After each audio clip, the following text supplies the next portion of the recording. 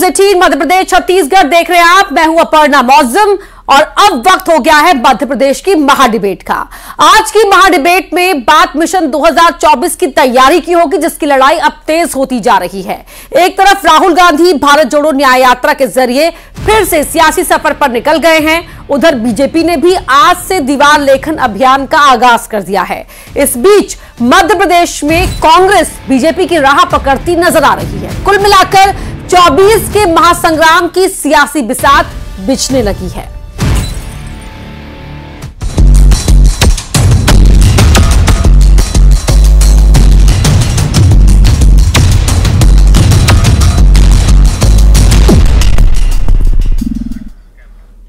नया साल है, नई सियासत है और लड़ाई बड़ी है। 2023 के विधानसभा चुनाव के बाद अब चुनौती मिशन 24 की सामने खड़ी है। एक तरफ बीजेपी है जो जीत की हैट्रिक लगाने के लिए बेकरार है, तो कांग्रेस 10 साल का सूखा खत्म कर सत्ता में आने के लिए बेताब है।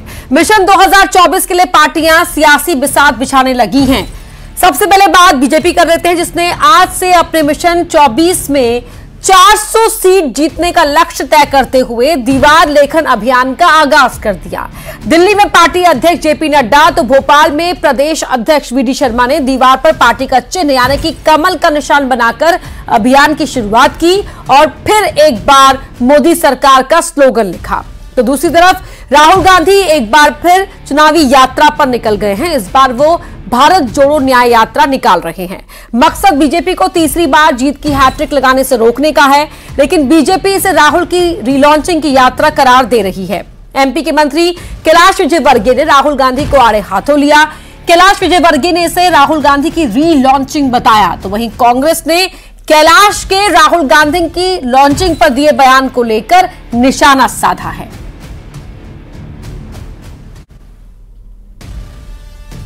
कितनी बार लॉन्चिंग करेंगे राहुल जी की? मैं देख रहा हूँ 20 साल से, जब से वो राजनीति में आए, जब से लॉन्चिंग होती है, फिर कभी प्रियंका जी की लॉन्चिंग करते हैं।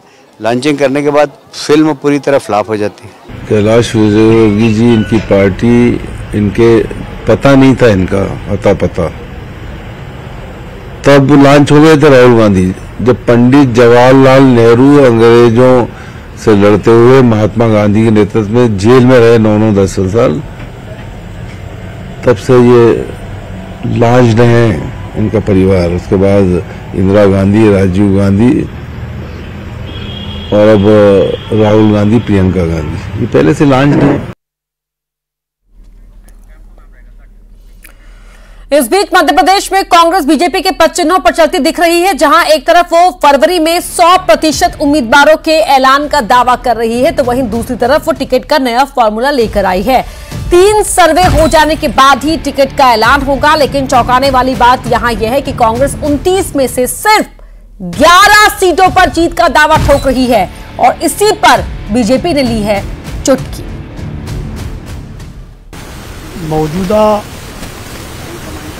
विधानसभा परिणामों के परिदृश्य पर यदि निगाह रखी जाए तो कांग्रेस के पक्ष में 11 लोकसभा सीटें आ सकती हैं और उसी दृष्टि को आगे बढ़ाते हुए कांग्रेस 3 स्तर पर उम्मीदवारों के चयन की प्रक्रिया प्रारंभ कर चुकी है।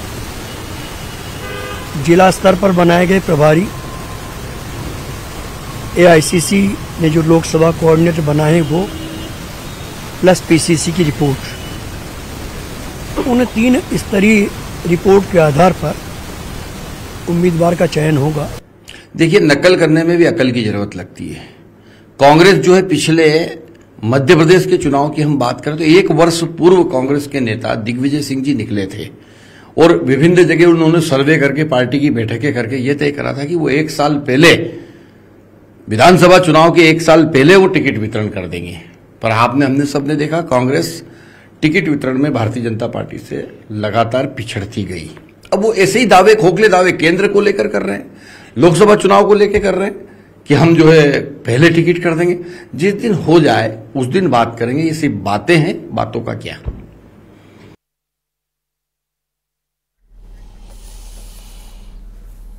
तैयारी सभी की अपनी अपनी है, लेकिन हमारी तैयारी है मध्य प्रदेश की महा डिबेट में सवाल पूछने की। और सवाल क्या है आज की डिबेट के, वो जरा उन पर डाल लेते हैं नजर। महा डिबेट के सवाल है। पहला सवाल है, क्या 18 सीटों पर कांग्रेस ने हार मान ली है? 11 सीटों पर जीत की बात जो कांग्रेस कर रही है, तो क्या 18 पर पहले ही गिव अप कर लिया है?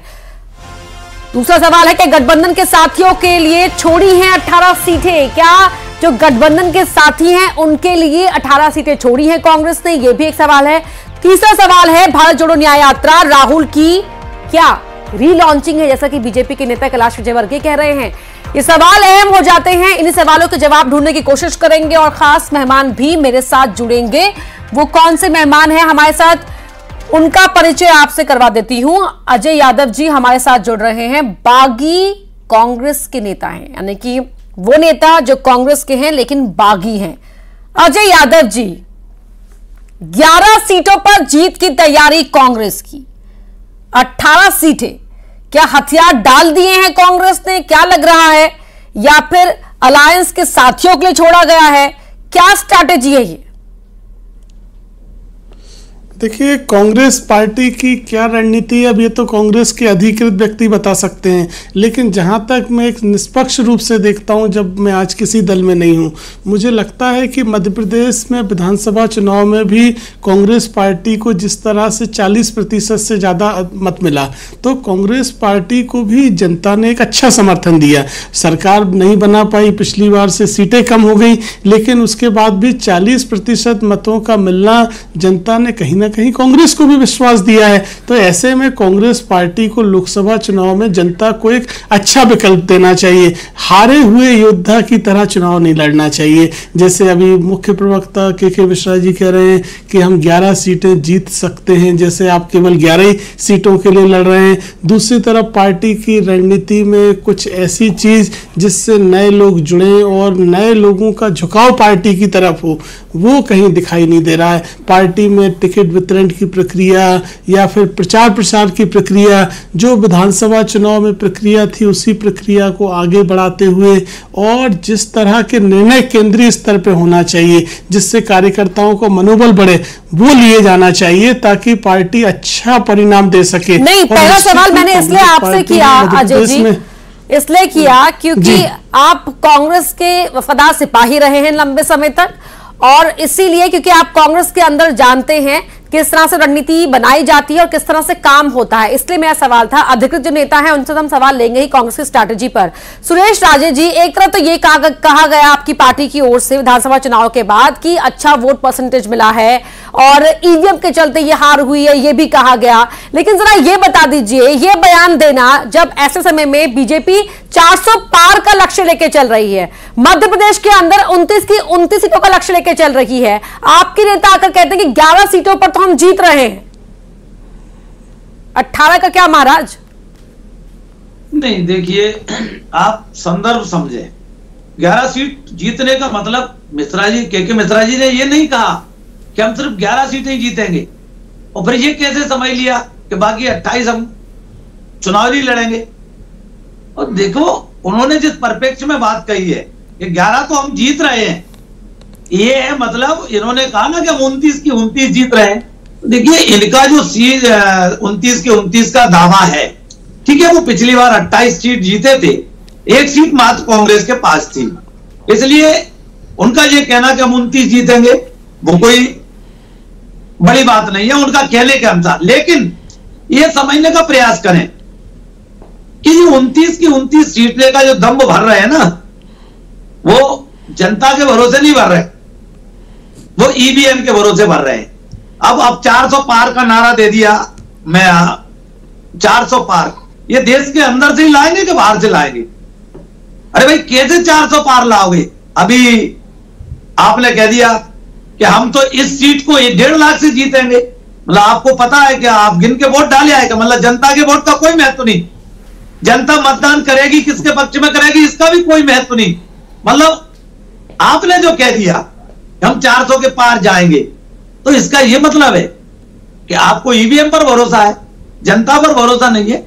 देखिए, कांग्रेस पार्टी पूरे दमखम के साथ, आपको लगा कि विधानसभा में कोई कांग्रेस पार्टी ने चुनाव लड़ने में चुनाव प्रबंधन में, प्रचार प्रसार में, जो एक विपक्षी दल की जो अपनी सीमाएं हैं। 20 बरस से विपक्ष में है कांग्रेस, आप कल्पना करिए, और 20 बरस से सत्ता में है भाजपा। आज भाजपा पूरा का पूरा सत्ता का जिस तरह का दुरुपयोग कर रही है वो हमें कहने की जरूरत नहीं है, वो उसको दिख रहा है। और इसलिए सुरेश जी, बिल्कुल ठीक नहीं, साढ़े 18 साल सत्ता में रहने के बाद भी जो नतीजा विधानसभा चुनाव में बीजेपी के पक्ष में आया, उसके लिए तो बीजेपी को श्रेय दीजिए ना। चाहे आपने अपने स्तर पर कितनी भी मेहनत क्यों ना की हो, लेकिन अपनी मेहनत में, अपने होमवर्क में तो वो आगे निकल गए, परिणाम सबके सामने है। और यह वजह क्या है? नतीजे आते ही शिवराज सिंह चौहान कहते हैं कि भैया छिंदवाड़ा जा रहा हूं मैं, जो एक सीट रह गई थी वो भी जीत कर आएगी बीजेपी, यानी कि 29 की 29। साइकोलॉजिकल गेम भी से कहा जाता है और शायद इसीलिए इसमें आगे निकलती रही है बीजेपी। लौटूंगी आपके पास डॉक्टर आर.के. शुक्ला, जो कांग्रेस की स्ट्रैटेजी सामने आई, 3 सर्वे कराने के बाद ही कैंडिडेट का चयन किया जाएगा। 1 फरवरी महीने तक सभी उम्मीदवारों के नाम का ऐलान हो जाएगा, और तीसरा ये बयान जो उनके नेता करके दे देते हैं कि 11 सीटें तो हम जीत रहे हैं। क्या माना जाए? ये राजनीति परसेप्शन से चलती है, अब चाहे वो परसेप्शन पार्टी के प्रति हो या पार्टी के नेता के प्रति हो। अगर कांग्रेस पार्टी या कांग्रेस पार्टी का कोई भी अधिकृत प्रवक्ता पहले से ही जनता के सामने ये स्वीकार कर रहा है कि हम 11 सीटें जीत रहे हैं, मतलब आपने बाकी की 17-18 सीटों पर क्या हार मान ली?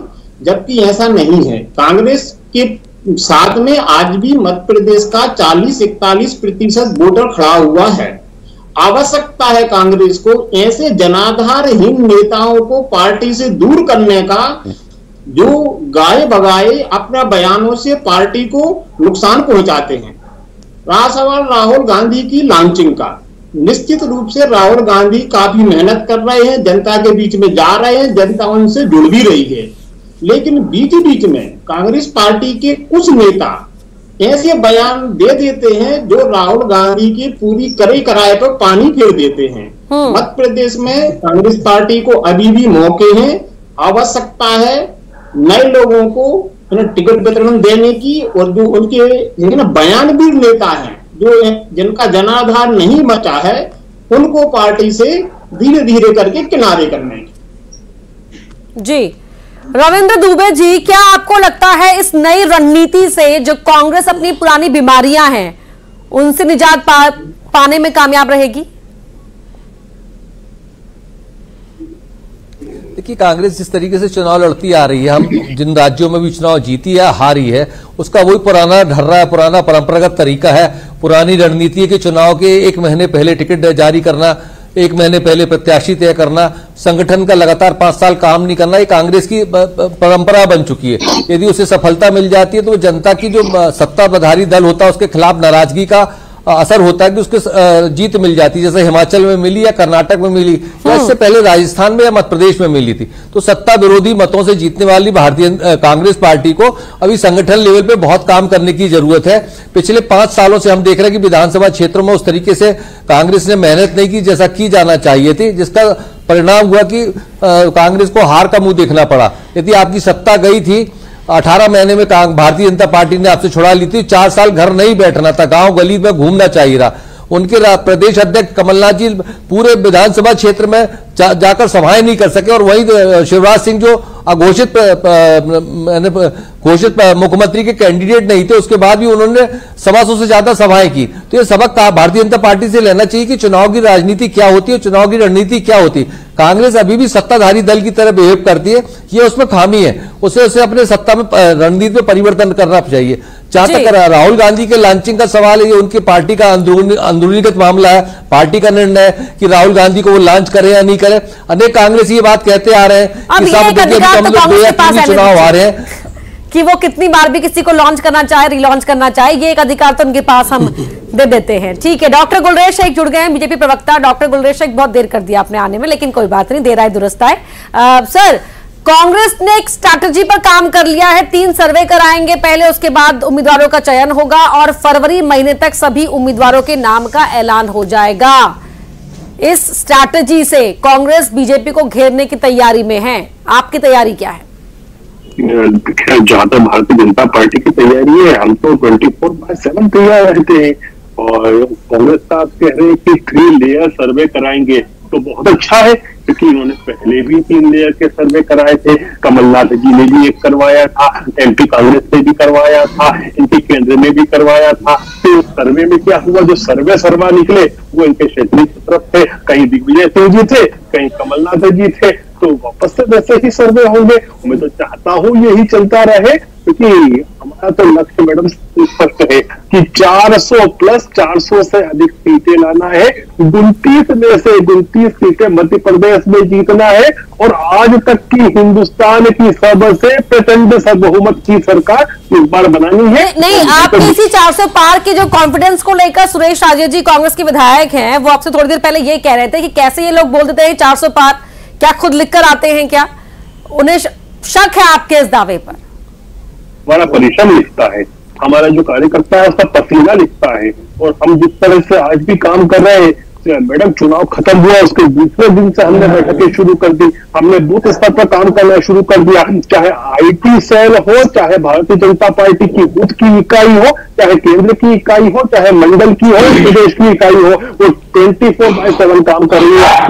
देखिए, चाहे विष्णु दत्त जी हो या फिर जेपी नड्डा जी हो या छोटा कार्यकर्ता हो, हम सब लगे हुए हैं जो हमको काम दिया गया है, क्योंकि हमारा लक्ष्य। ठीक है राजे जी सुना आपने गुरदेव शेख जी को, पसीना बहा रहे हैं जमीन पर, तभी ये दावा रखते हैं, ये आत्मविश्वास रखते हैं, और आप खामखा ईवीएम का ही राग गाते रहते हैं।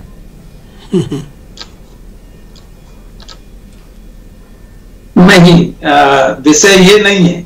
मैंने कहा ना, अगर ऐसा है और इनको इतना ही दम्भ है तो ये काम करें ना कि ईवीएम हटाएं और बैलेट पेपर आए।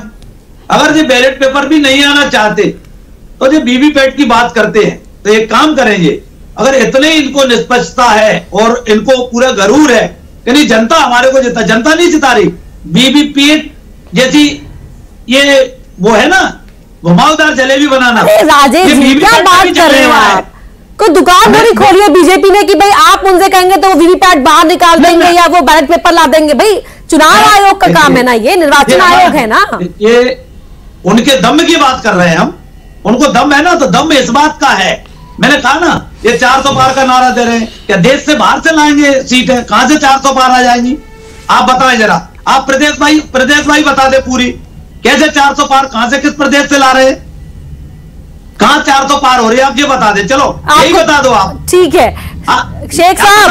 अच्छा मैं तो नहीं मैडम, मेरा जी कहना है, प्रवक्ता जी बैठे हैं, बुद्धिजीवी है, आप बताएं। अच्छा वो तो सर्वे करके बता दे कि हम 400 पार इन प्रदेशों से, यानी कि आपको आंकड़ा चाहिए कि किस स्टेट से कितनी सीटें ला रहे हैं वो, आप बताएं ना, मैं बता दूंगा। नहीं तो कि कहां से, अरे मैडम ये 400 पार की बात कर रहे हैं ना, ये 200 के पार नहीं जा रहे इस बार, ये चुनाव बताएगा इनको। ये जो दम है, ये जो दम है, मतलब ये जो दम है, अहंकार तो ठीक नहीं है, ये दम्ब नहीं है, ये विश्वास है, ये कॉन्फिडेंस है, और जनता रहता है, वो कॉन्फिडेंस परिचय से बैठा हूं। आप मत भूलिए, कभी आप 2 पर थे, आप 2 से चले हो, तो कभी 400 से कांग्रेस 400 से यहाँ आ गई, सकती है। बहुत सारे प्रांतों में तो हम शुरू से चले हैं। चलिए 2 की बात करें, पहले चुनाव में भी जो 1952 का पहला चुनाव था, उसमें भी हम जो थे 3 ही हमारे पास सांसद थे, लेकिन परिश्रम उस समय का था किया। हम देखिए बड़ी फैक्ट तरह से बात कर रहा हूं मैं साहब, आप मध्य प्रदेश से विधायक रहे, तो आप ये बताइए मुझे कि क्या मध्य प्रदेश में कांग्रेस से आपकी इकाई ने मेहनत करी थी? मैं पिछले विधानसभा की बात करता हूँ कि आप बताएं मुझे कि जीतू पटवारी ने कितनी सभाएं की, कमलनाथ जी के अलावा दिग्विजय सिंह जी ने कितने की, सुरेश पचौरी ने कितने की, अरुण यादव ने कितने की। और हमारे यहाँ तो हम जब ये मीडिया विभाग से हो भाई साहब, तो जब हम शाम की हमारी जो अखबारों को लिख के देते थे, उसमें जो प्रेस नोट निकलता था, उसमें ये सोचते थे कि कहां पर किसको लेकर की जगह कम पड़ जाती थी लिखने की। इतने लोग चाहे केंद्र के हो चाहे राज्य के हो। ठीक है अजय सिंह यादव जी बता दीजिए, परिश्रम की बात यहाँ पर हो रही है, गुरदेव शेख जी अपना बहुत हो गया इन लोगों का नाटक, ये लोग मेहनत करते नहीं हो और ये वो परिणाम चाहते हैं। सभाओं की पहले से चुनाव जीत रहे। 1952 से लेकर आज तक पसीना बहा रहे, तब जाके ये नतीजे आते हैं, तभी आता है ये हमारे लोगों का पसीना बहा है, तभी नतीजे आते हैं।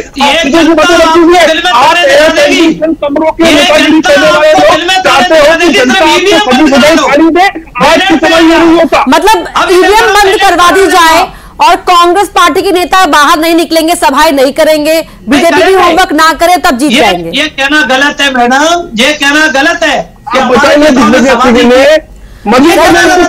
राजेश जी सभाएं की थी, लेकिन आप सभाओं की संख्या देख लीजिए ना, जहां एक दिन में शिवराज सिंह चौहान हर दरवाजा नाप रहे थे, तो आपके तो जो स्टेट लीडरशिप थी चुनिंदा गिनती की बैठकें की थी, उन्होंने गिनती की। ठीक है डॉक्टर अजय सिंह यादव जी, आप बता दीजिए क्या मेहनत दिखाई दी थी आपको, किसने मेहनत की?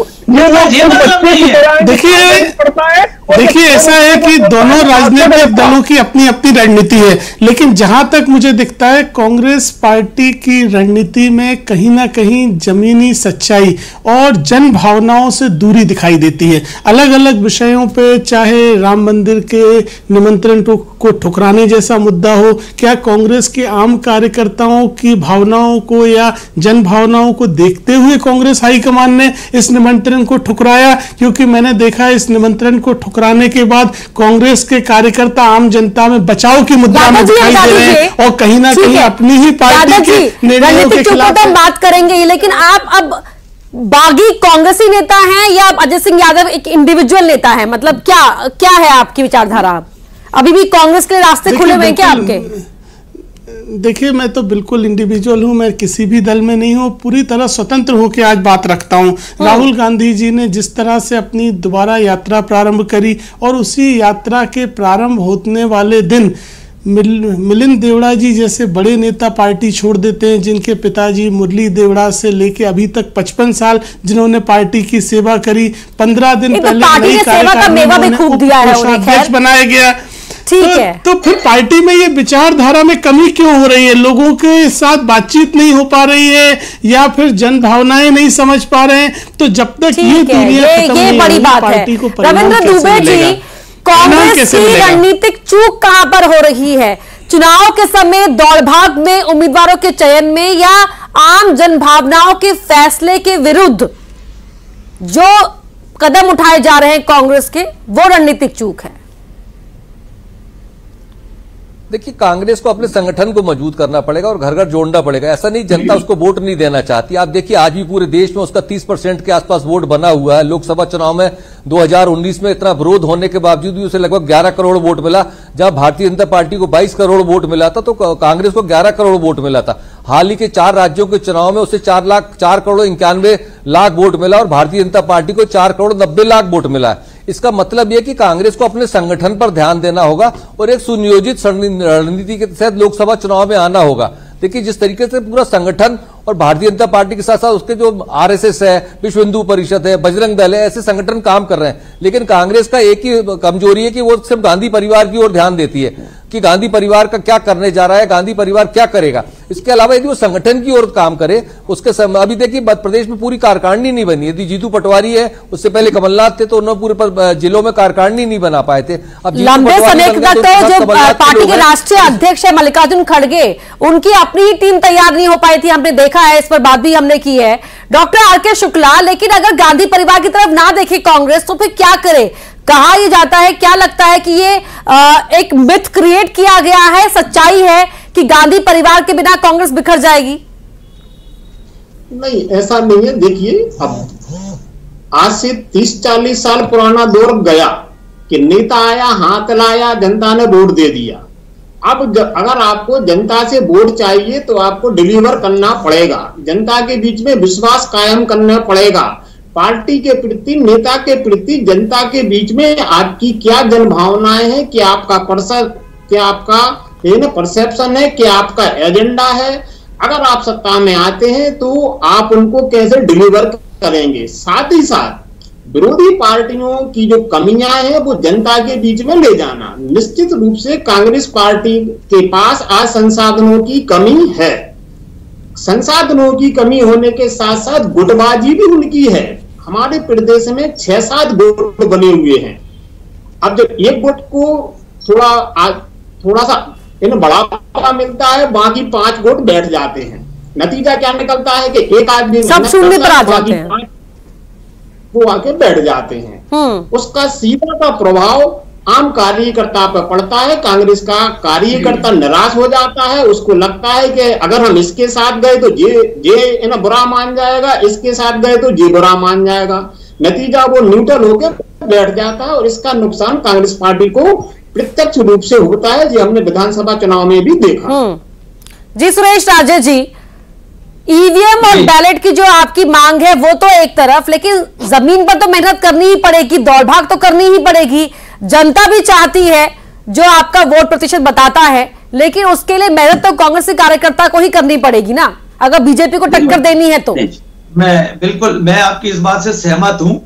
और अगर ये देखो, ये कहना ठीक है, ये हमारे शुभचिंतक है, हमारे पार्टी की अगर ये इस दिशा में बात कह रहे तो हम इसको अपने हित में मानते हैं। लेकिन मेरा ये कहना है मैडम, मैं तो कह रहा हूं कोई भी हो, क्या बगैर मेहनत के चुनाव जीता जा सकता है? मेहनत तो हम सभी करते हैं अपने अपने स्तर पर, लेकिन ये अब देखिए कभी कभी किस तरह तोड़ मरोड़ के बात को रखा जाता है, ये कांग्रेस पार्टी। लेकिन सर लंबा समय मिल गया ना कांग्रेस को बीजेपी प्रवक्ताओं से सीखने का कि अपनी बात को किस तरह मुकम्मल तरीके से कहा जाए। वो 29 सीट जीतने की बात कर रहे हैं, आपको 11 तो नहीं कहना चाहिए था। मैडम मैं ये कह रहा हूं, अभी के मिश्रा जी ने क्या कहा कि 11 तो हम जीत रहे हैं, लेकिन मीडिया में क्या दिखा रहे हैं? के मिश्रा जी ने कहा हम सिर्फ 11 जीत सकते हैं। आप देखिए, ठीक है, नहीं लेकिन अगली बार कहिए कि आप 29 की 29 जीत रहे हैं, तब शायद कुछ भला हो पाए।